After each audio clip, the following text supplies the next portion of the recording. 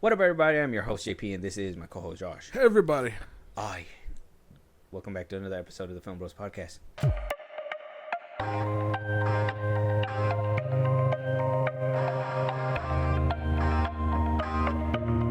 Josh.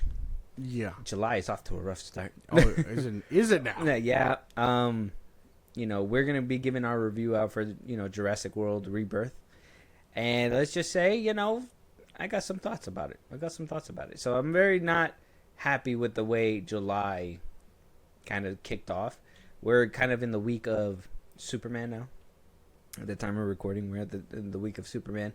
Everybody's going to be giving out their review embargoes pretty soon. Yeah. We're getting to that point. We have a couple things to touch on that while the movie's still hot. But, I mean, today's the day. It's do or die time. Premiere day. Superman's coming out to the world. Spoilers are going to flood the streets. You got to be careful. Yeah. Might be up a little Rick bit. and Morty episode came today. I saw that. We're trying to bring together the two fandoms, whatever. I saw that. But, James Gunn winds up saying Zack Snyder was right and dies. That was funny. Don't know if that's subtle foreshadowing, but we'll find out on the next episode of Dragon Ball Z. Rick and Morty, actually, but yeah. Actually, Rick and Morty. So some interesting stuff is happening right now, and it's gonna be fun to cover when everything breaks down this week. At least for what we have right now, we got a few things to touch on. Yeah. Pixar's going down the drain. Oh my God. Right. Vin Diesel's not putting down the tacos and Coronas. Right. We're going to start with Vin Diesel. This news kind of broke last week when we were doing our last episode, but I said, hey, we're going to push it for this week so we can just talk about it now. And having this video for about a week, even after the first watch, I was kind of not convinced on what this guy was selling. Yeah. I'm kind of wondering if you're thinking the same thing now. You're going to revisit the video right now. It's going to be, I want to hear your take. It's going to be interesting. Let's hear Vin Diesel's crazy announcement that he gave a few days ago. Just yesterday, I was with Universal Studios. Does anyone know Universal Studios? The studio said to me, Vin, can we please have the finale of Fast and Furious April 2027? I said under 3 conditions. The first is to bring the franchise back to LA. The second thing was to return to the car culture, to the street racing. Oh, this is good. You want to know what the third thing was? Does anybody want to know what the third thing was? The third thing. The third thing was reuniting Dom and Brian O'Connor.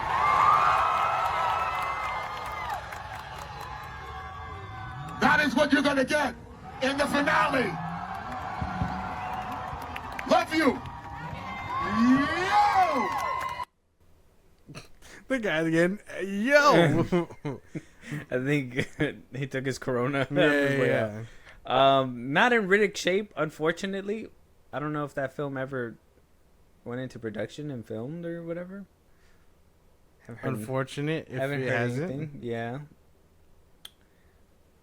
Very unfortunate. A big fans of the Riddick franchise. When I first seen this clip, I thought the third thing was like, are you going to CGI my gut out of there? Like, do I got to put the tacos and Coronas down? I don't want to put it down for family. How is he going to fit into that white shirt, The wife beater. How's he going to fit in that fucking whatever muscle car he's always driving and shit? Yeah. How is he going to do any of that? I see Tyrese Gibson. He's right here in the cut. He needs work. Tyree. Paying for child support and whatnot. Wow. So the thing I'm not convinced about was that last thing.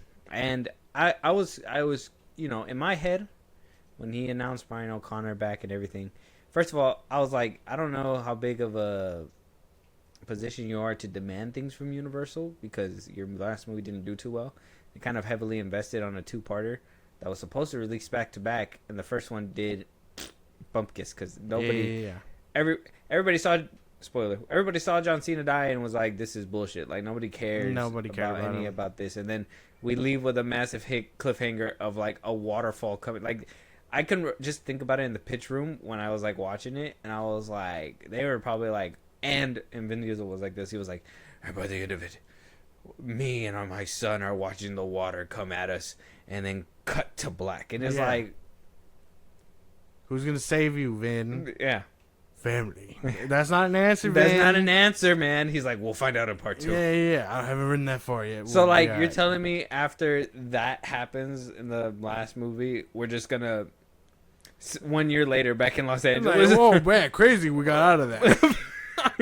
We're back to the street culture. It's just like fast cuts to them. Like that was crazy, wasn't it? Yeah, we made it out. We made it out. Have you seen John Cena shows up? Hey, me too. I was gonna say, did you see? Have you seen the new Heads of State movie? No. Okay. Well, there's this one scene. And it's supposed to be like a gag. Sorry, it's a spoiler or whatever. Okay. But like, they kind of show how they get to somewhere, and it's just like it's Wes Anderson inspired. I really like this part where it's like they're driving or whatever, and just the background is just like flipping through different things of like how they're getting there or whatever. Okay. I think it was in Bullet Train the way that happened too. Yeah. They kind of do that, and I was like, okay, they could probably do that for Fast and the Furious. Okay, maybe Fast X Part 2. It's just like they just see the water coming, and it's just them driving, and there's just different stuff, and boom, boom, boom, and they made it to the end. Family made it through. Yeah. John sipping Coronas at the table. Again. John Cena shows up. He's like, I'm alive. Paul Walker somehow makes an appearance. He's alive. The Rock shows up saying something about some baby oil again. Yeah.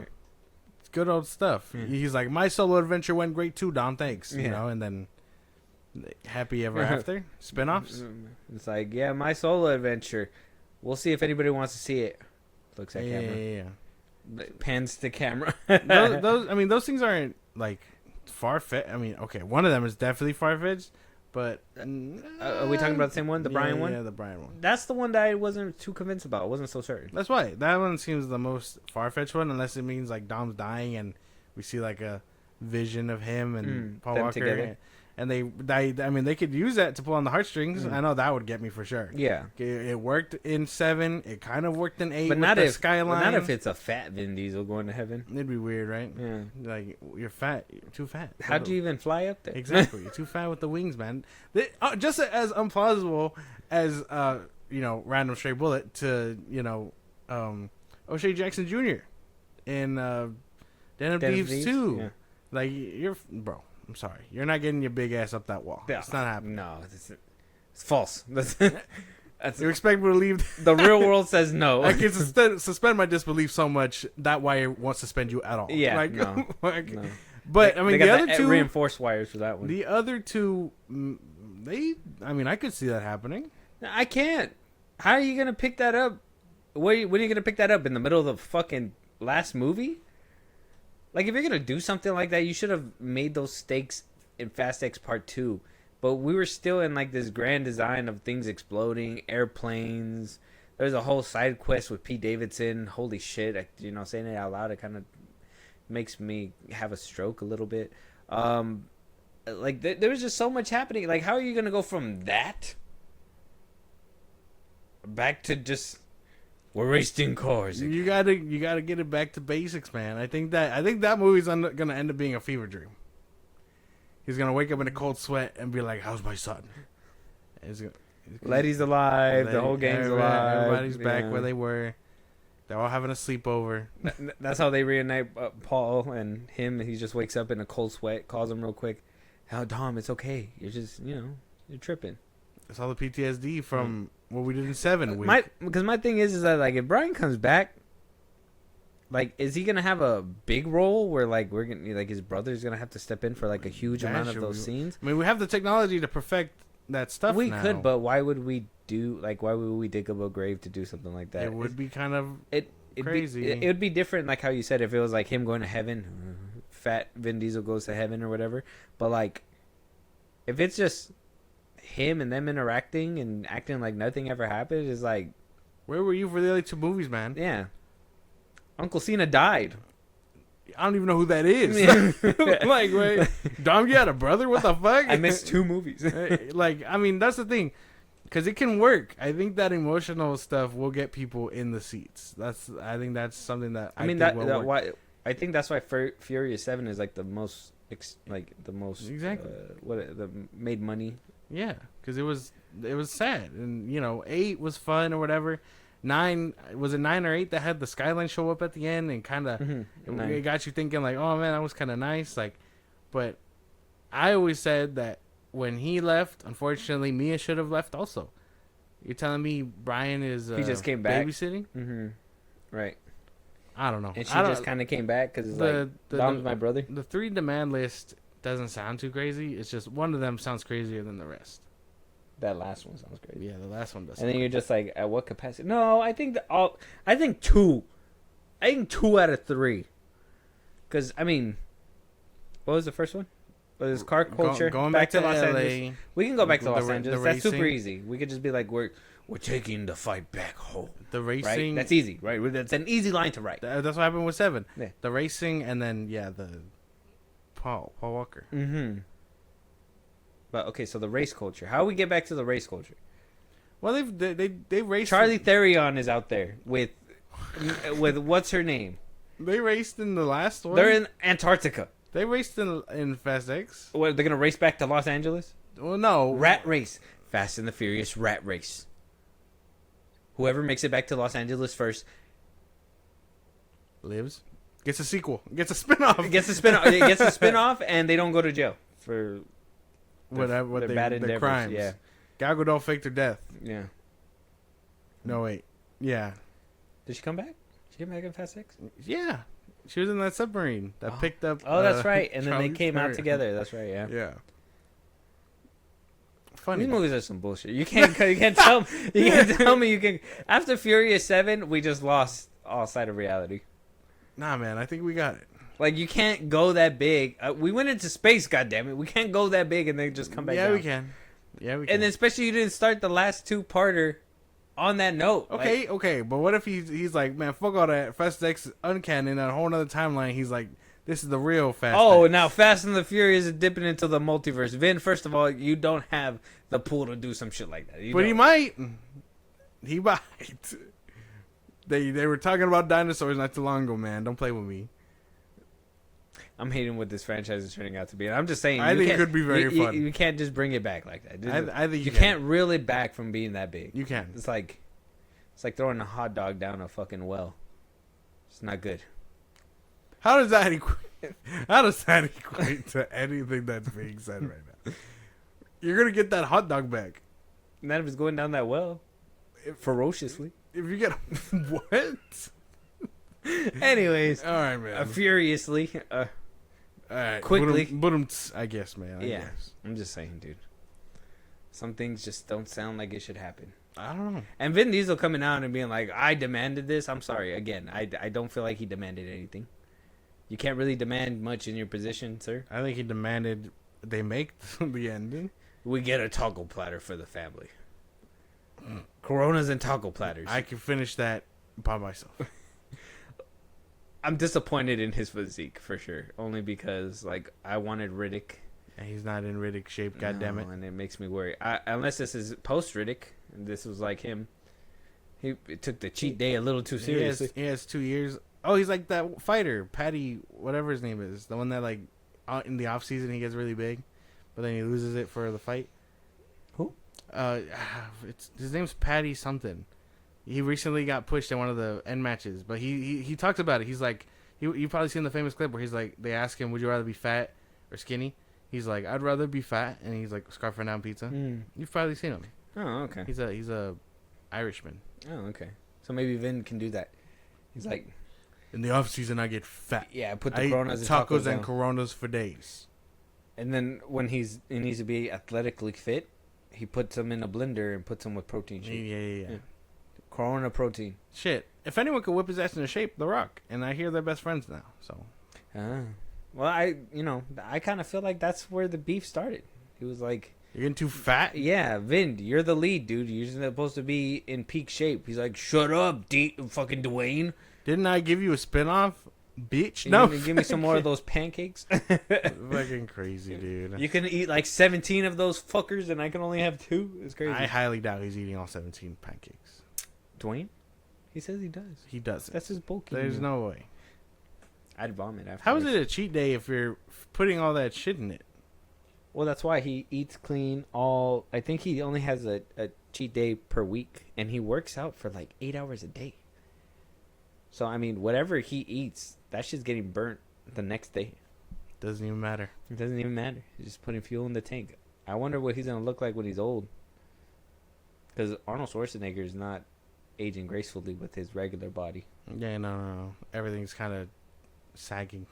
It's not as intimidating. Let us know what you guys think, though. Vin Diesel is bringing it back to the streets. Do you think that that's possible?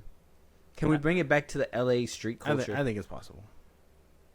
What capacity do you want to see Brian O'Connor in? Give that motherfucker a speaking role. A full. Would they use audio or AI?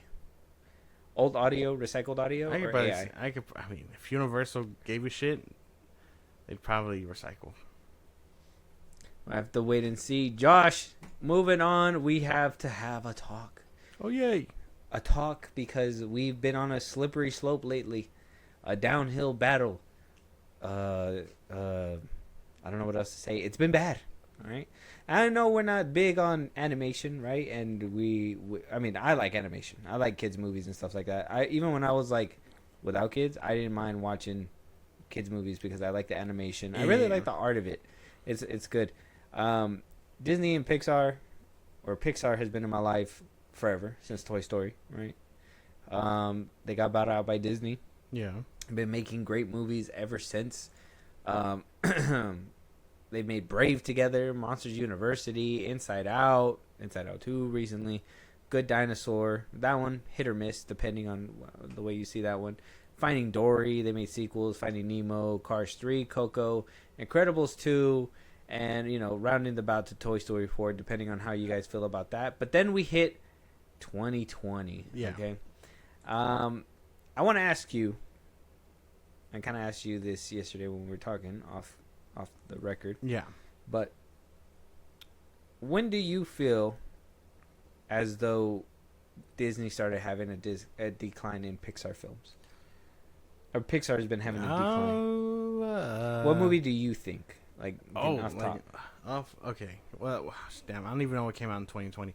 But it probably 2020 we had Onward, Soul. By 2021 we had Luca, Turning Red, Lightyear, Elemental, Inside Out 2, and now Elio. I don't know, because I've seen those. I saw Onward, and I saw Luca, and I was like, well, those are kind of nice, but maybe COVID kind of ruined them too. But I saw those, and those weren't too bad. What about Soul? I saw Soul. That was okay. Turning Red? Turning Red was pretty cool. Lightyear?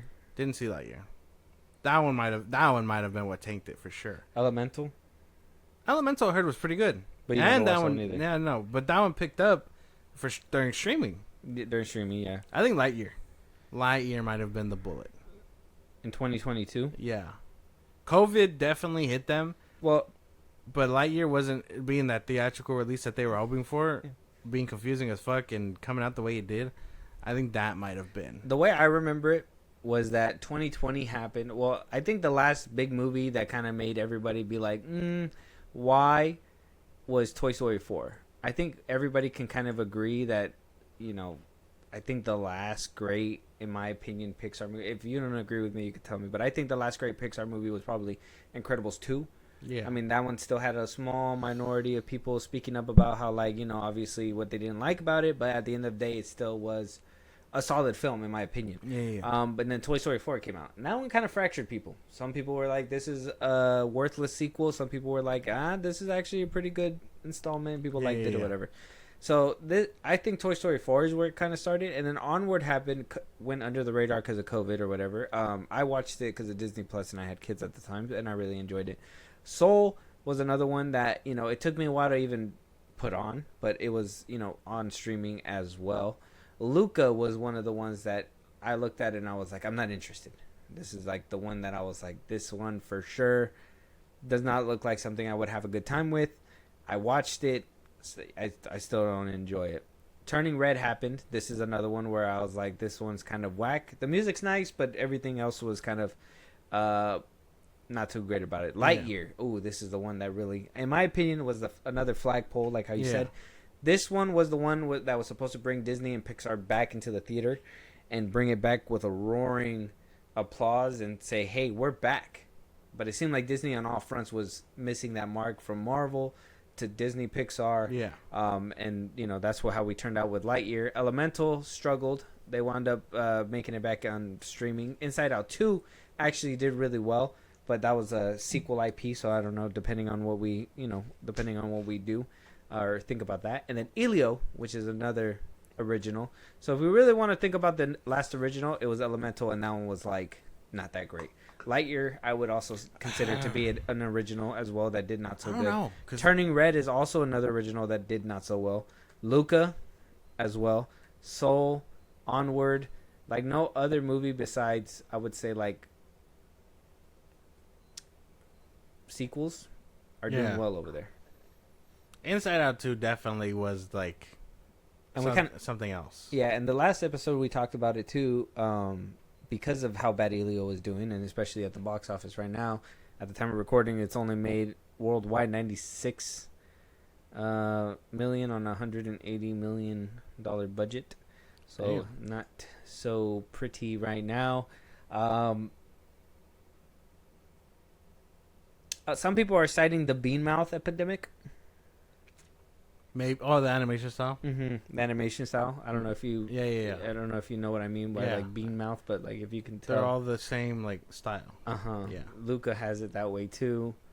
In my opinion, the ones that are like the worst for me are kind of like the ones with those bean mouths that some people are saying. I think even Soul has regular mouths, so it's good.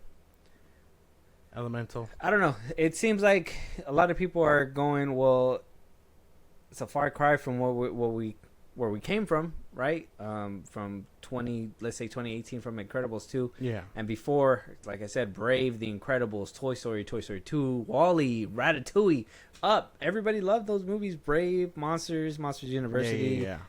All those movies. Now we're over here at Elio and nobody's buying tickets. Well, we've been struggling to sell tickets for Pixar for the past few installments. Elio bombing, and now people speaking out that the cut that people are watching are completely different, saying that Elio, that the Elio that was showed to fans versus the one that made it to the movie theater are two different things. And this quote coming from an audience member that they say hit hard because they saw the original version and saw the one that wound up being put out in theaters. Yeah. And it was like, what is this? That's missing, blah, blah, blah. So it says, knowing that Elio was going to have to decide where he wanted to be, it felt like a relationship with the mother and son was a bit too much. Maybe they have an argument and then they storm off at the end of the day. So, hold on. Just the wrong one. Give me a second.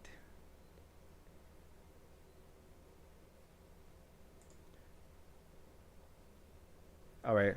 It says here, one of the insiders said, I was deeply saddened and aggrieved by the changes that were made. The exodus of talent that was cut was really indicative of how unhappy a lot of people were that they changed and destroyed this beautiful work. Saying that during a fan screening, when they first viewed the trailer, that they asked who would sit there and pay for this movie, and nobody raised their hands by the end of it. A lot of insiders were saying that the vision that made it onto the big screen was not the same one, saying that Molina drew upon his time growing up in the army base and experience attending animation school when he was first coming up with the story. They said that he had felt like he found people that were the same as him, that a lot of the movie was kind of like his journey and his coming out story, because I believe the director is also gay. There was a few scenes with Elio in the beginning where he was supposed to be non-binary, and he was supposed to figure out whether or not he wanted to be one or the other, Yeah, be yeah, whatever he wanted, saying that there was certain factors that played into that, and then ultimately by the end of the production, everything changed.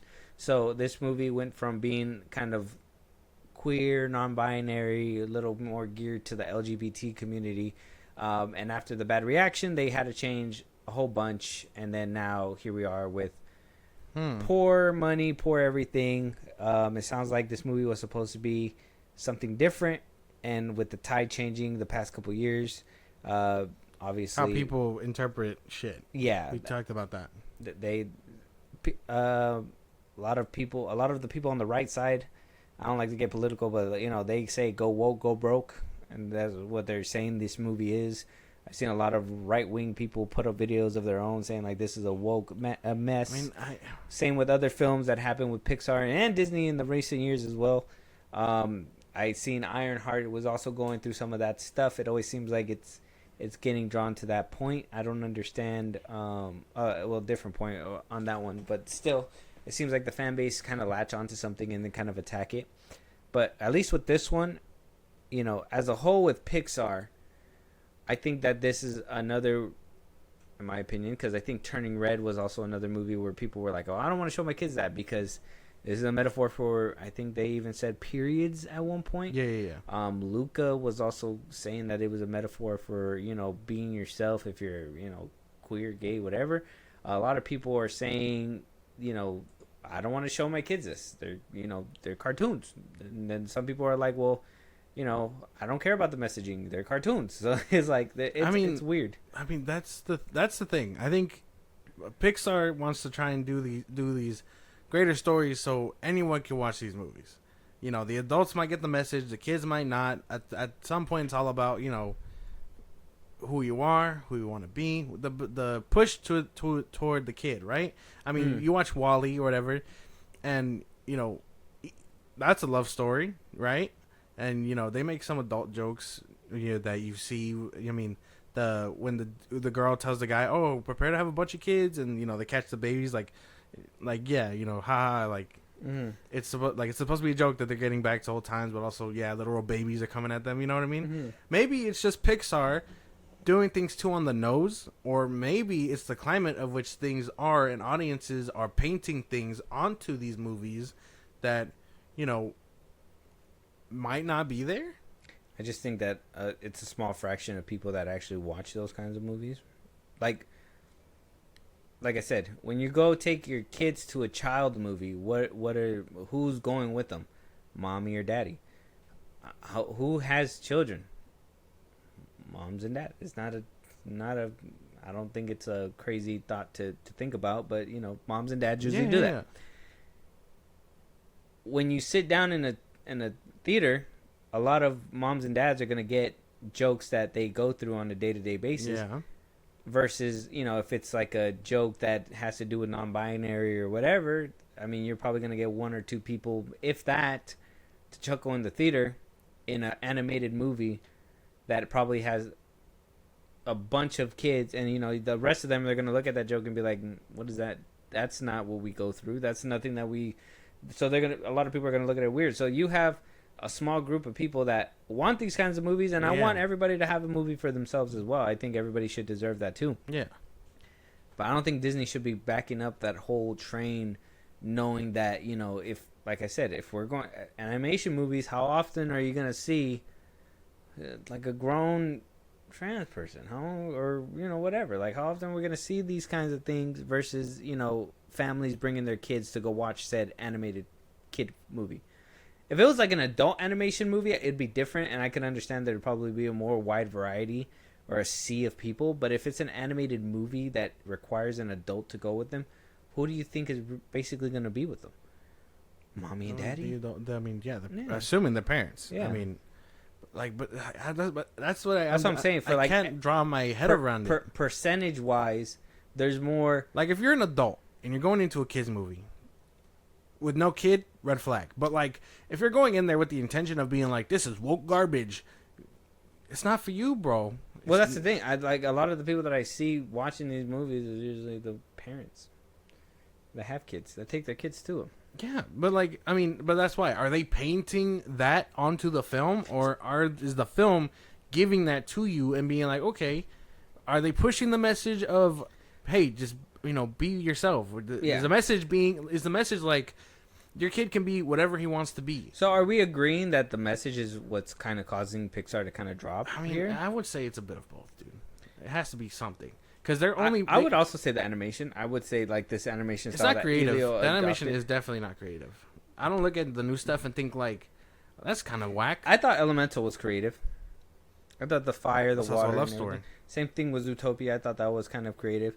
That one's a love story about different cultures coming together and like what can happen when two people that are maybe complete opposites come together. Like that's another beautiful love story. But you're telling me that if it was a metaphor for something else, you wouldn't fuck with that? Like, am I making sense?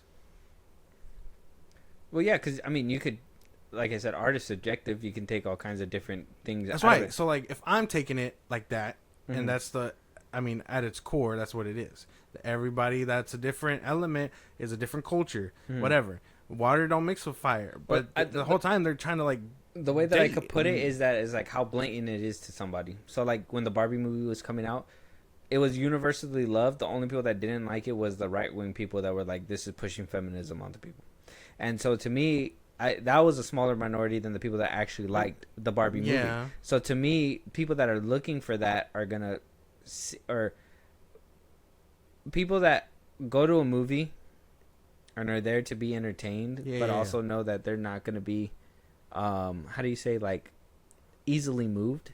They look for little things to pick at, and a lot of the times too, especially parents nowadays, especially the people that are watching the news or whatever, that's what they latch onto, and they say like, I think right now Superman's going through the whole immigrant thing where people Yeah. are like super woke and whatever. Like it just gets to that point, and then parents see it and they're like, well, I don't want to take my kids to watch this one. And then if like I said, parents have that, and maybe you'll get this when you're a parent. That's why I'm saying like the Barbie movie is kind of like the closest example I could say. Okay. Because if you didn't have an issue with it, you probably weren't looking for feminism and all that stuff. Yeah, You're no, just like, you're this just is a watching it. movie. Yeah, you like Ken, you like Barbie or whatever, and blah blah blah, and then you move on. This one, if you're a parent, a kids movie. If you're a Yeah. parent, like there's a lot of movies that I watch with my kids, and then I'm like, that's an adult joke, that's an adult joke, but the kids don't understand it or whatever. Yeah. The kids don't understand it, but they just laugh because it's funny. I think one thing that I noticed that I don't really like a lot, that is in a lot of kids movies, a lot of butt jokes, a lot of things. I understand it's funny to kids, Yeah. but I think the minions showing their full bare ass is like a problem for me. Yeah. And they do that in a lot of kids movies where they show full bare ass They all just, the time. think it's it's funny, it's- fart joke, whatever. Yeah, farty joke, whatever.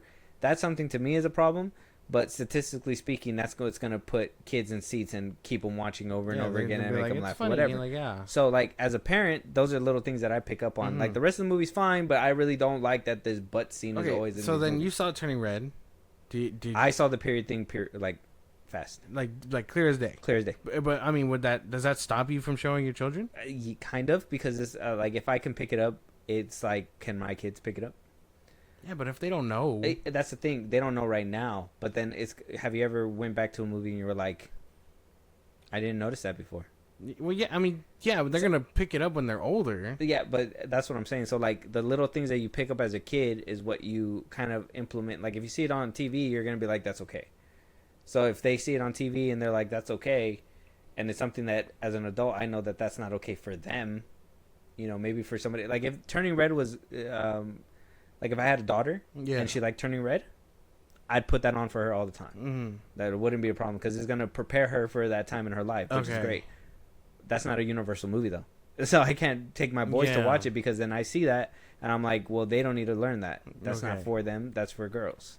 I mean, I know it depends on the It people and how you interpret it. Is one and of stuff.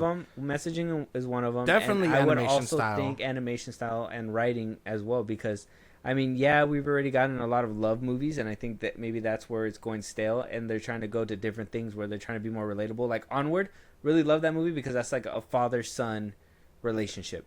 That one's different. That one's Go tear me up, man. yeah, I know that one's not more of a. Soul was really hard hitting. That one was more of a. That's an adult one for sure. That one's like, what happens if you were to, go or whatever, which is crazy. I mean, I don't think that's far fetched for a kid because everybody goes through that. That's something that all kids are gonna go through. They're gonna fall in love with like Yeah. the like what's her name, that angel thing, Yeah. who her The essentially cat, herself is like a kid. You know what I mean? They don't really know what they want to do. They're just gonna have fun, whatever. And then, well, she gets put into the dude's body and understands what his purpose was. It helps her grow. So, and kids are gonna latch onto that and be like, well, what do I want to do? Do I want to do this? Do I want to be? Yeah. I mean, granted, they're not shopping around for college brochures, but that gives them the cognitive thinking, like of, what I want to do with my life. Exactly. Yeah, I want to make it meaningful. And whatever. Exactly. So different. So I mean, Luca was one of Soul those was that nice. was kind of That one was kind of like I don't know. I like Luca. I can't remember that one 100% and The the messaging it was trying to give, but that one felt to me like more like coming out the closet type thing. I wasn't really like. I mean, I don't think that one's a bad one for kids because I think you should accept everybody. You know what I mean? Like, even if that's if somebody's struggling to come out, I think you should accept them and Yeah. help them out or whatever. Like, that's okay. But like I said, I don't remember that one 100%, so I don't want to speak 100 to that one. Lightyear, that one was a swing and a miss for sure. That's the one where I was like, okay. I could have seen Lightyear painting the way for that kind of film. Maybe we get a Jesse or another Woody or whatever. But like, you'd have to start getting very creative about how you want to go about that, because if the adventures that the toys are having are way better than the film being depicted, you've already lost. Yeah. Like, why do I want to watch the actual Lightyear when the toy Buzz is, doing all this cool shit that we've already seen him do? Like, that two different things are gonna. You painted the image already, and you're trying to copy it. It's not working out. Like I said, to be fair, Lightyear got kind of hindered with a 3-second kiss. But that's another thing, because it's like the audience members are gonna look at that and be like, "Well, that's weird," or "I don't want to show my kid that," or whatever. And it's like, it's 3 seconds, bro.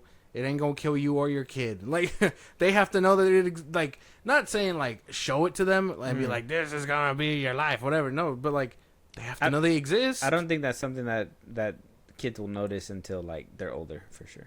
Especially if it's like up in the corner of the screen. Yeah, and that's where it was. It was in the background, like, in the corner. Like, yeah. and that's the thing. Some people that's take that. That's and where they I blow was it like, up. it passed. That's where it passed for me. I was like, it's in the corner. It's not in the forefront. Like, I don't have a problem with but like even then, because if your kid noticed it and it was like, well, they were kissing another girl, you have to be like, well, those people exist. It's not crazy to be like, don't look at that. You know what I mean? Because you got to acknowledge that they exist. They might see that, walking the streets, and like, as crazy as it is, I'm not saying like they're gonna see full on like sex in front of them, but like, that's a problem. But like, I think people come across that stuff and blow it up. I don't know. That's something for. I think that's a different conversation for like parenthood and stuff like that. That maybe me and you can have on a different side. I mean, but I do think I'm not. Yeah, I'm just trying to that's get what I'm saying. Like, perspective. that's something that you got to kind of grasp when you get to that point. That's why I was kind of like, when I told you yesterday off the mic and stuff, I was like, you kind of look at it like, because Pixar is like a different thing where it's like not just for adults. And you know, if it's going downhill, there got to be a reason. The messaging has to like relate. You have to find a way to relate to everybody. Coco, like everybody, and it's not like superhero films where it's like teenage demographic or adult demographic. Yeah. Who's going to watch these cartoon movies? The kids. Adults and the kids. The kids and the adults that are taking. Hopefully, you're not an adult without a kid, because that'd be weird. Yeah, I mean, I understand some Disney adults when Incredibles 2 came out. Those are you remember weird. those memes where it was like, if your kid cries during this movie, I'm here for me, not for them. Yeah. Oh my god, it was crazy. But I do think Pixar is kind of like in a weird spot. Elio tanking, Elemental having some issues. I mean, Inside Out 2, I can really equate that to the first one just being phenomenal and a lot of people loving it. So the second one was bound to do great as long as they didn't fumble the bag. The animation has to change, I do think, because like I said, you look at Ratatouille. I thought Lightyear's animation was really good. Yeah, but they put effort into that one, and that one just like I said, that one's a hit, and they missed. They got to get rid of this bean mouth epidemic thing. I believe that. Because, again, you look at all the old ones, and you're just like, damn, that looks phenomenal. I mean, you watch Ratatouille, and you see Paris, and you're like, they cannot replicate that shit nowadays. They just, they don't try enough. Yeah, now, like, back then, every single world felt unique to its own IP. You know what I'm saying? Like, Incredibles felt like it was its own place. Cars felt like it was his own place. Yeah. Like there was blimps that had eyes and all that stuff. So like it always felt great that way. Same thing with Up. It always just felt like they were in their own world. And then we get down here, and then we get to like I said, Luca and Turning Red. There's no personality. They look the same. I think they're trying to be inclusive, but they're also like trying too hard to be inclusive. They're like, hey, you know, we want to be woke enough for everybody, but know that the people that you're mainly selling to aren't that woke. You know what I mean? Right. And I use woke like the Republican uses woke, when my definition of woke is completely different. You know what I mean? But that's what they should be thinking of when they see that. You know what I mean? Like, hey, I got this movie where the messaging is like love everybody. You know what I mean? But not like a gay fetish thing type of way. You know what I mean? Like it's like you should be caring and know that these different types of people of walks of life are you're gonna run into, and it's not that they're weird because of this. You should love them for being human and being just like you. Like those kind of messagings are gonna help families fill the seats a lot better. When you try and seclude it and do things for a specific audience, yeah, you're gonna get that 1%er in there, but you're alienating 99% of your people. That's the problem. That's what I'm saying. Like, if you get Pixar and you got these movies that are like are supposed to be inclusive to all these people, and like I said, who's taking their kids? Adults, parents, adopted parents, whoever. Like, it doesn't matter. Like, yeah, there's probably a little bit more leniency for like the other kids that are taught this stuff as young kids and all that stuff. But like other parents, they're not just easily swayed to just allow their children to, in my opinion, watch just whatever. Like everybody that I know at least monitors whatever their kids are watching. Yeah.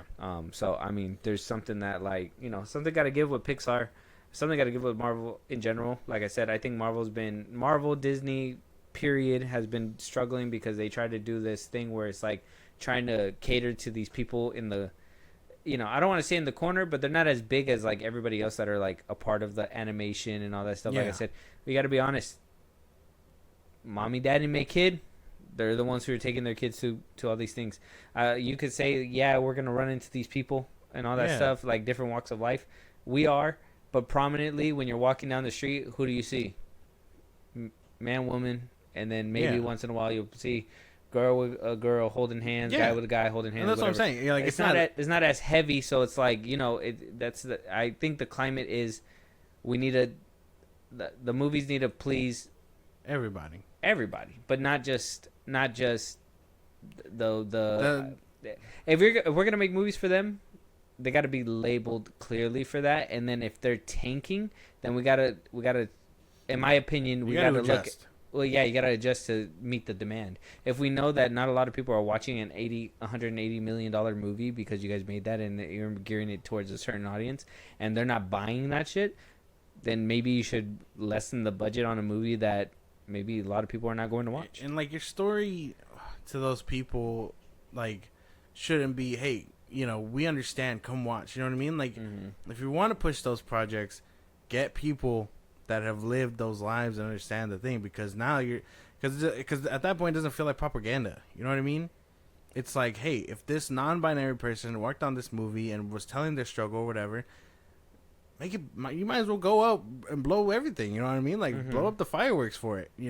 And if it tanks, shit, your story was told, and the people that resonate with that will resonate. That's true. I don't know. Pixar's going through a weird time. I know a lot of people are just blaming it on the animation. I'd say it goes deeper. I think there's some messaging issues that are behind there. I don't think it's just animation. I think they have good ideas for stories. Like I said, Elemental was creative. I think Luca was creative. Turning Red was a creative way to kind of bridge that thing for little girls as well too. I mean, there's ways to do this and get people in seats, but in my opinion, if you're gearing it towards certain people, then like I said, Turning Red, if I had a daughter, I'd probably be more inclined to letting her watch that a little bit more. Yeah. But it's not my thing to let my boys watch it because it's not something that they need to watch. I don't know. I want to put a pin in this, and I want to do research. I just want to ask people. Yes, I just want to ask people about this. All right, moving on. Let us know what you guys think. Moving on, Josh. Utter nonsense, says James Gunn. Utter nonsense 2. Superman needing to make over $700 million. So he came out and said, and man, I got some words to say about this. I'm really hoping that the reviews come out positive because oh my god, I'm gonna be insufferable if not. But James Gunn said to GQ when asked if like the concerns of, his universe and obviously the stakes of the box office results of Superman, Yeah. For his universe and whatnot. And James says, "This is not the riskiest endeavor I've in the world. Is there something writing on it? Yeah, but it's not as big as people make it out to be. They hear these numbers that the movie only going to be successful if it makes 700 million or something. It's just complete and utter nonsense. It doesn't need to be as big of a situation as people are saying." You're full of shit. We've been saying since he bought it, since he announced Superman, that they are banking on his name and the leverage he had at Marvel to bring Superman to life and lead this universe. They put so much faith in this man. They gave him a 5-year contract to see what he can do. He's in all the promotion. He's doing X, Y, and Z. They are literally teeing him up because he is the heaviest hand that this fucking team has.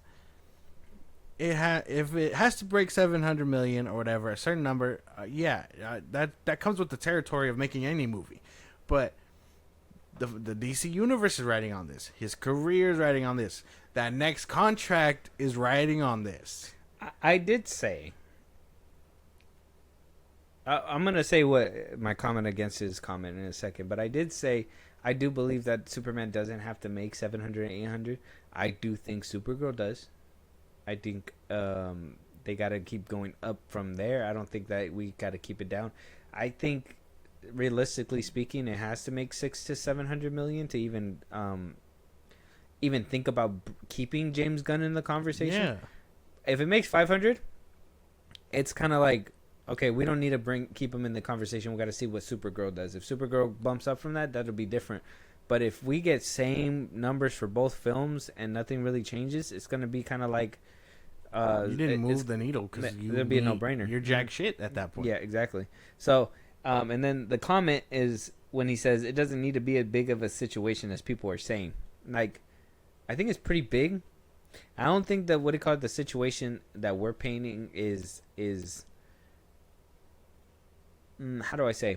We're not painting a picture as if like your whole career is gonna be down the shitter. I mean, let's just look at Taika Waititi and like a few other directors that made some shit movies. He's not. Some people are over here like Zack Snyder hasn't had a movie in theaters in a decade or whatever, and I'm well, I mean that's fine. I understand that too. Some people take hiatuses from the box office, but he's been doing streaming movies or whatever, and I mean the UFC movies are gonna be coming out or whatever. But James Gunn himself took on this endeavor and said that he was gonna make this DC universe. He's been out here, doing, like you said, his press tours and all that stuff. It needs to make a good amount of money. You can't just tell me that it doesn't need to make, like, if it makes 500 million, like, it's a big deal. That's a big deal. That means not a lot of people want to go watch it. If it makes 300 million, that is a mega big deal. You should be worried. I think if it makes like 300 to 400 million, I think at that point he should be shitting bricks. If it makes 500 and above, I think he's like, ooh, that was a close one type shit. Mm-hmm. That was like, oh my god, I almost lost my job immediately kind of thing. But like, if he makes at least 500 million or more, I think he'll coast. It'll coast, yeah. And then Supergirl will kind of be the definitive. Yeah. But I mean, it's either he's lying to us or he hasn't grasped the situation of what the fuck this means. He's cushioning the blow. And I don't like that. Because doesn't scream confidence. A lot of this stuff that he's been doing hasn't screamed confidence in this movie. Oh, like for you to be like, that's fear. I mean, what did Rachel Brosnahan said? Like, if you make a shit movie, stand next to it. Yeah. Is he standing next to it? Are we standing? I mean, he's standing next to it. He said he doesn't care. So it's like, I mean, I understand. It's just more of a, like I said, it is premiere week. And we're going to talk about all kinds of things. But, like, him even coming out saying that the DCU will explore, a number of metahumans on Earth and the government's response to them. However, it won't be the central theme, which will be disclosed later alongside primary antagonists. So, he's cushioning the blow while also teasing the future to make sure that people come and watch. Like I said, this is all ploys for Warner Brothers. I'm not mad at this stuff. This is obviously a way to get people's butts in seats. Yeah. But I just don't like the standing on. Like we talked about this in the beginning. when he first took the job, and we said, hey, he does have to make it. I think some people on the John Campea side were even coming out and saying it doesn't need to make that much money, whatever, blah blah blah. I think everybody knows it does. I think if you think it doesn't, you kind of don't have faith, right? You're like, oh, my movie would be fine if it makes X amount. Like, we haven't seen complete franchises like fall and timber from having one bad like box office run. You know what I mean? No one even remembers the MonsterVerse. Like, you know, like, you get what I'm saying? Like, they don't. People aren't grasping it, or they are shitting bricks up until now. I don't know. I think people are putting a lot of faith in this man, and James Gunn himself is starting to see that maybe he's not the guy to do it. You think he's doubting himself right now? Maybe. You think he's out here doubting himself? At the cusp of his movie releasing? I mean, I would imagine if you were in his position, and you know, talking the shit you were talking, walking the way you were walking, knowing that this movie's coming out and people, the embargo's about to lift, and all types of reviews are going to be said. They're going to call your movie shit. They're going to call your movie great. They're going to call it garbage. They're going to call it not better than Man of Steel. Not the best thing. And he can't even handle the criticism that's on Twitter. Exactly. Over a movie that hasn't even released yet. He is shitting bricks, regardless of the reviews that are going to come out now. And it sounds like fear to me. You smell that? It's fear. And then, like I said, that subtle foreshadowing with Rick and Morty, and they're over here. That was funny. I thought that was insane. That's a crazy thing to put out on the week of Superman, and people just memeing the fuck out of it. Like, and that means that picture that they took together when they were like, "Oh yeah, we talked to my friend Zack Snyder or whatever." I'm like, are you telling me that was all because of a Rick and Morty episode? Yeah. Like, how genuine was that? You guys didn't even go for like coffee or nothing. You guys had lines to read. He just ran into him in the hall, is what people are saying. That he was basically done, and James Gunn was coming up, and they just took that picture, and then they went about their day. And then James Gunn made it seem like we're the best of pals and buddies. Yeah. I don't know, man. I don't think Zack Snyder hates this man, because obviously the same. I don't think so either. I just think he looks at him like a fucking dweeb. He's just like, dude, you good luck. You know what I mean? Like, that's the best way that colleague to colleague. I feel like Zack Snyder's humble. What do you call it? What's that word I'm looking for? Peers. They're just peer to peer. I feel like he's humble, and he's not gonna be like in front of him like, oh man, like, you shouldn't do this. I don't think you're qualified. But I think behind closed doors, for real, he's gonna be like, man, I couldn't do this shit. You think that you can? Like, it's just, you know what I mean? Like, yeah. I'm sure he looks at him as like this fucking, I don't know. That's just me. It sounds interesting though. Let us know what you guys think. Superman, like I said, is coming out this week. This is more of a little pit stop before then. We're going to be getting the embargo down pretty soon. Probably on our next episode, we're going to discuss some of these reviews. We're going to have to get tickets this week and go. Sooner than later, we will be getting our Jurassic World review in. So, I mean, we got a lot to do. We're going to be getting it done. Superman. July is beginning, like I said. It's just not the best start to the July. But on all fronts, movies to James Gunn to whatever. It's, we gotta get better at this. We gotta get better. Moving on though, Josh, John M. Chu is hopping off of the Wicked train. He said Wicked 1 and 2, I'm done with that. We're gonna go ahead and move with Mattel to go ahead and direct the new Hot Wheels movie. Now, sure, man. We talked about this. Obviously, Mattel is over here doing all kinds of movies. We got an 8-Ball movie in the works. Barbie supposedly has spin-offs coming in.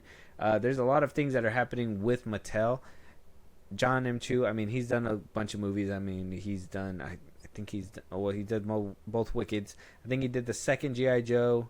He also, like, he's done action. So, like, Hot Wheels should be somewhere in his lane. I hope this is similar to, like, maybe, like, Fast and Furious meets, like, Speed Racer. Mm-hmm. So that could be cool. We're going to just see a bunch of different variant cars. Why not? Wouldn't that be?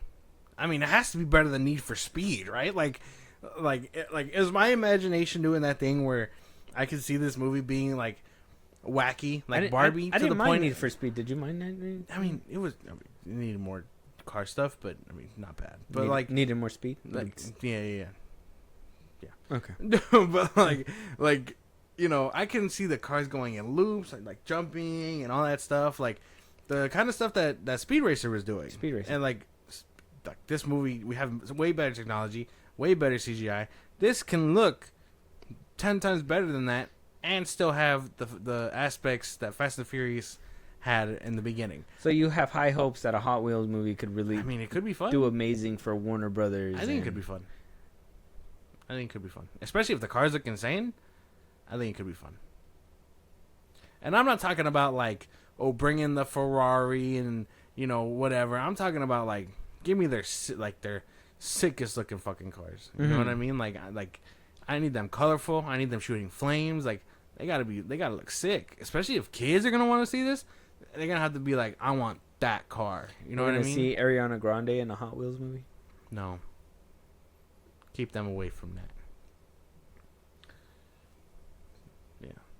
But I mean, if he's done it before and has the chops, man, good luck. You know? Hot Wheels has a nice chance. Has a bright future. Yeah. I mean, the CGI in Wicked wasn't too crazy. It wasn't like bad either. I thought it was pretty nice. Did you see Wicked? I've never seen Wicked. Okay. Well, the CGI was nice.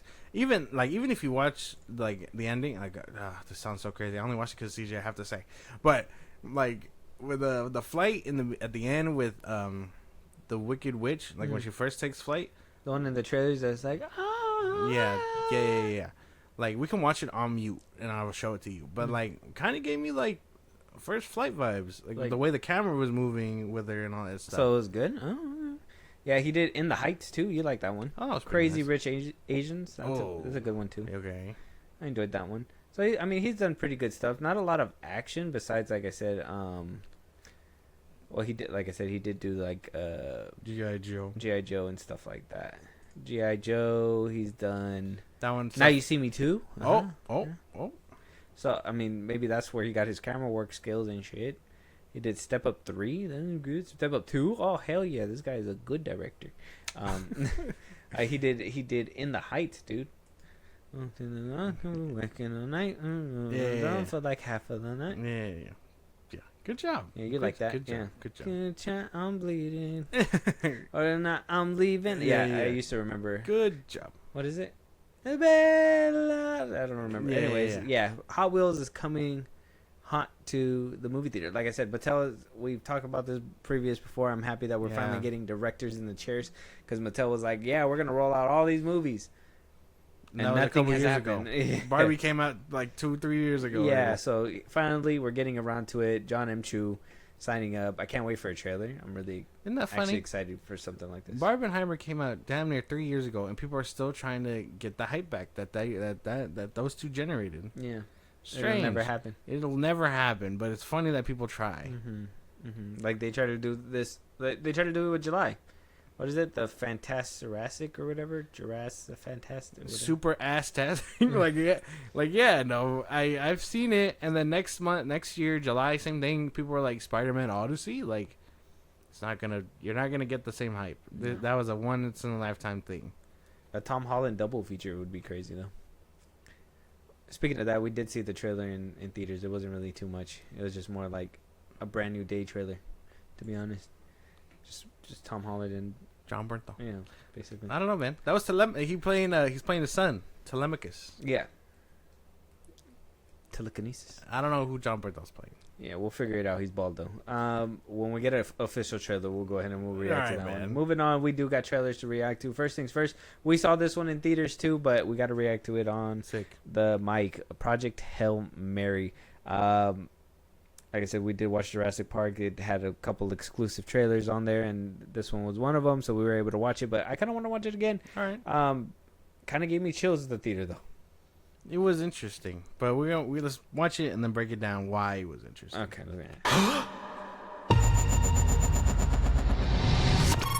Please state your name. Ryland Grace. I spoke up from a coma. I'm several light years from my apartment, and I'm not an astronaut. I'm not an astronaut. I'm not an astronaut. If you don't go, you die. With the rest of us. The sun is dying. You are the only scientist who might know what this is. I'm just a teacher at Grover Cleveland Middle. You have a doctorate in molecular biology. I need you to come with us. This is Project Hail Mary. The sun is not the only star dying. Every star was infected by its neighbor, except one. Why? We don't know. Which is why we built a ship to go there and find out. It's 11.9 light years away. The astronauts die in space. It's what you Americans would call a long shot. Hail Mary. I get it.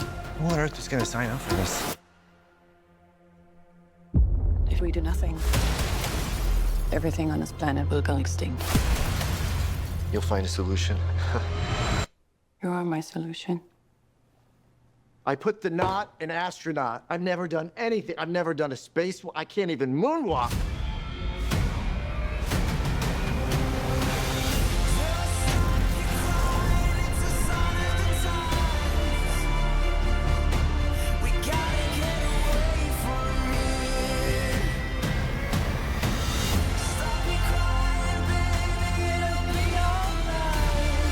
I understand the stakes. I do. But my place is in the classroom. The world is counting on you. This might be very hard for you to understand. But some people are not good at things. You know who you are. You're gonna do great. I conquered zero G in 5 hours. Object approaching. Oh my God.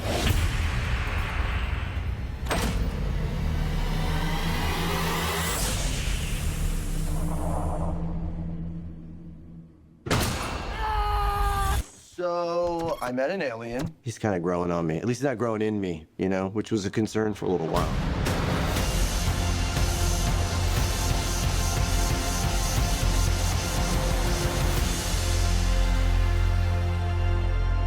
I'm Grace. I'm gonna call you Rocky. Thumbs up. Nope, that's thumbs down. You would do the thumbs up. It's close enough. I really like that trailer. I could rewatching that. Oh, I could keep rewatching that. I like good. I like that. It I mean, you didn't like the movie, but it reminded me of Spaceman. Done better here. With an actual actor Hey, that shut we up. could take seriously. Ryan Gosling. The dude from the Bears in here. Interesting that that everybody seems to be spreading his wings. Who was there? Well, okay. Well, he's not Jeremy Allen White, but Lionel Boyce. I don't know. He's the one that said "I believe in you" or whatever. He was the guy in the suit. Got you. So it seems like they're all kind of branching out now. Yeah. I mean, if Jeremy Allen White can do it, and Ayo DeBerry can do it, everyone else is gonna start doing it. You know what I mean? So we're probably gonna start seeing them a lot more. What's the name? The dude in Fantastic Four. Him too. Yeah. Eben and Mox. Yeah, Back right. Ebon Moss back right. Yeah. So Wow. This looks great. everybody's First- spreading their wings now. Everybody's spreading their wings. This trailer looks amazing. Chris and Phil Lord coming through to direct this one. They made the Across the Spider-Verse franchise. I mean, sorry, the girl that's playing Tina is gonna be Spider-Man: Brand New Day. Oh yeah, that's right. Yep.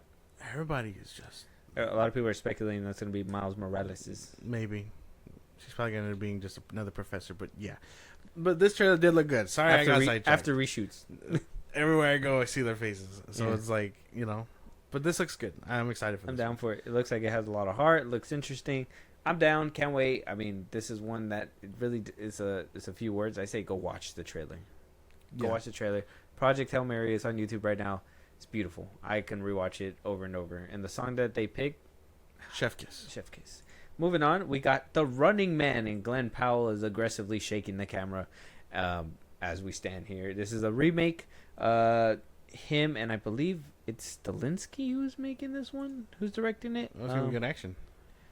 Yeah, I want to be correct though. Let me see. Let me just double check. Oh, if it's not, it's gonna be boo boo action, is what I'm hearing. It's gonna be a significantly lower action for sure. For sure. Oh, Edgar Wright is actually Oh, directing. never this mind. one, I think we're in good hands. Yeah, it's still great action because he wound up doing Baby Driver, and Yeah. he was the blueprint for Ant-Man until he left, and they stole it. Stole his ideas. They just couldn't recapture the magic. It's gonna be great. Can't wait for Glenn Powell to really knock Yeah. this out the park. He's really, I like, as an actor, I feel like he could be the next Tom Cruise. If they treat him well. Yeah, and if he doesn't, go through like Ezra Miller stuff or anything. Why would you? Don't bring it up. All right, let's get Let's into go. the trailer. Stop filming me!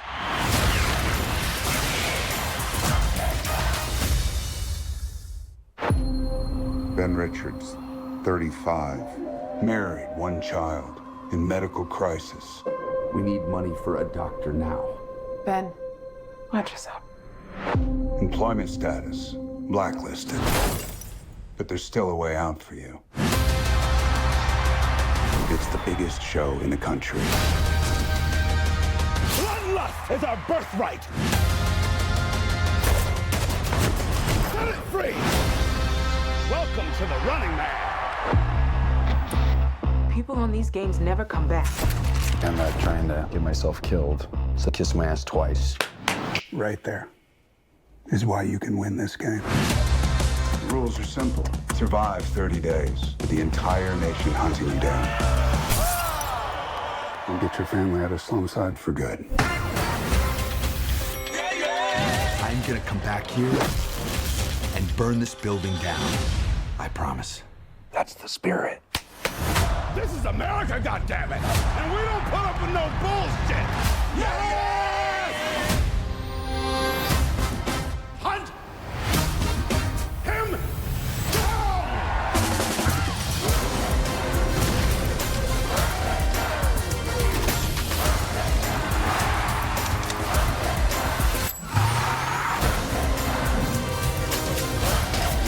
Stop filming me!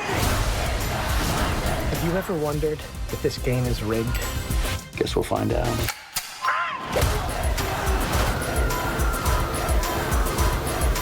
You might be moving up too fast. Hey, buddy. You're on Freebie.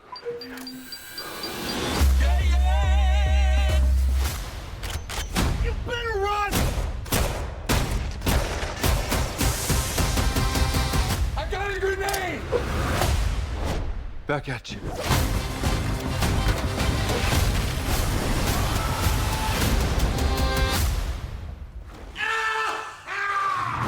I'm still here, you shit eaters.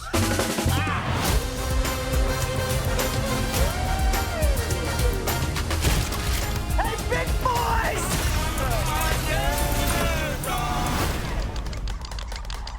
Are you crazy?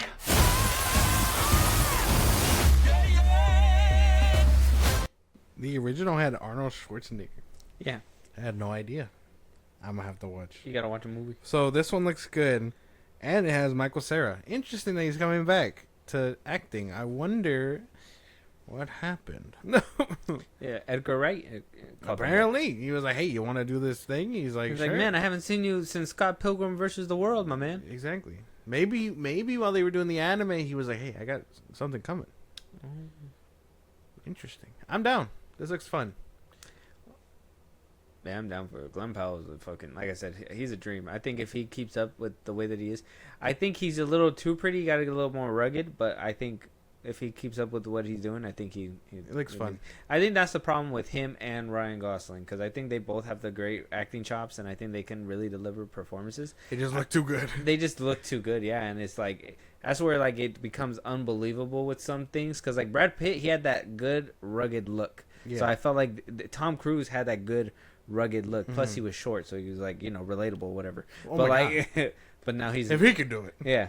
And now it's like we just got two incredibly good-looking white men, and it's like, well, Where's everyone else? put Michael Pena in there. Michael P. He is not. That boy is Tom Cruise's age, and he is not doing all that. All right. Okay. What about No. Whatever you're saying, whatever you're gonna say next, no. Angel Manuel Soto? Okay, maybe. He's young enough. Yeah. He's young enough. He's waiting on a Blue Beetle sequel though, so it doesn't even matter. If that ever comes, we'll find out. Stay tuned to see what happens with Superman. Let us know what you guys think, though. Check out the trailer for The Running Man. It looks fun. Very much interested. Last but not least, we're on our last trailer, Josh, and this one is going to be probably my favorite. It's The Cat in the Hat. Oh. Bill Hader. He came through. He said, hey, we're making a new Cat in the Hat movie. This one's animated. Different animation styles. They're taking a play out of Across the Spider-Verse, so I'm kind of curious about that to see how it's going to play out. Okay. Obviously, we're downgrading. We went from live action with Mike Myers, and we're going to animation. Bill Hader's still a dream. I think he's amazing. I think it'd be funny. But I don't know. Will it be as fun? Like, because of animation, yeah. This is the first trailer, so I guess this will give us a good indication. But I don't know. Do you have high hopes? It's Bill Hader. Bill Hader can be funny, right? So I mean, I'm down to for the ride. Does it worry you that it's animated? Yeah, because I don't know. Something about seeing him in a catsuit and doing the shenanigans that they did with Mike Myers would probably be 10 times funnier. I mean, I don't watch that movie religiously, but when I stumble upon it, I'm like, I gotta watch it for the one time because it always makes me laugh. Yeah, Dirty Ho is always a funny. It's always the funniest one. All right, let's get into this one. See if it lives up. Okay.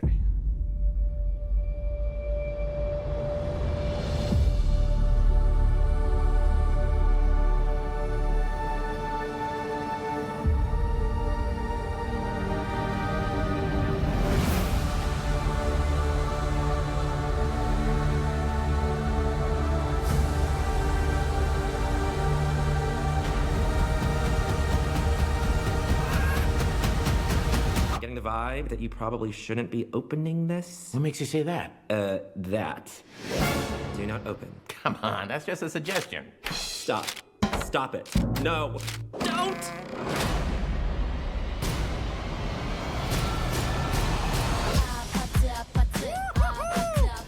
Welcome back to the Institute for the Institution of Imagination and Inspiration, LLC. Hey, giraffe with a crab. Pig in a wig. Hi, bug in a mug. Yak with a pack. Ron. I heard the cat lost 3 giraffes on his last mission. Popcorn! Actually, it was 5. Today is going to be the best day ever!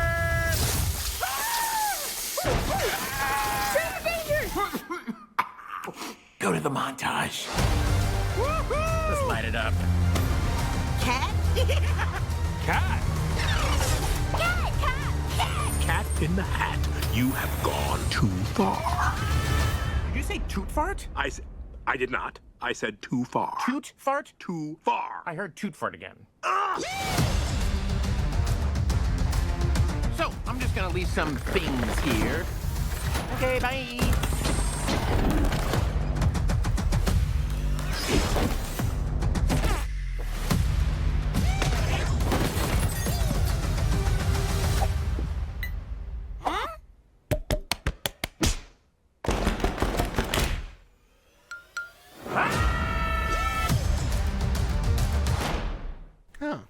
That looks fun.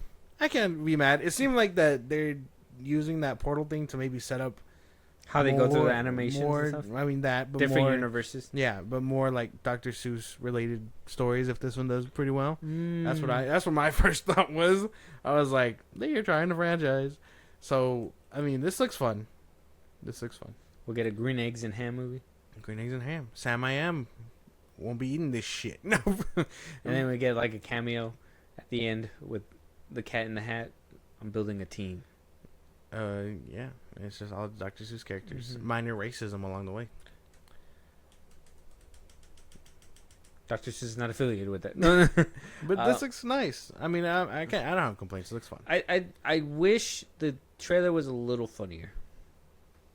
I don't feel like I chuckled as much. They're probably saving all the jokes for the movie. Probably, but then that it kind of leads me to believe like when we get Maybe a trailer it's not 2, that funny. Yeah, like if we get a trailer 2, they're gonna use all the jokes then. Maybe because like right. I was hoping for a little bit more here and there, like a little bit more nonstop laughter, especially because I mean out of all, like, only two made me chuckle. It was the hand thing where he went down and his hand stayed the same, whatever, and then Too Far. Yeah, too far. The The things are Larry joke adorable. was kind of funny. Yeah. It's like Ron. Ron, and like the mustache goes up to his eyebrows. Yeah. Looked funny. I And don't the know. different things. That one looks. Now it's new. Like the universe expanding part of it looks fun. It's just more like it doesn't look like it's as entertaining as I was kind of hoping it to be.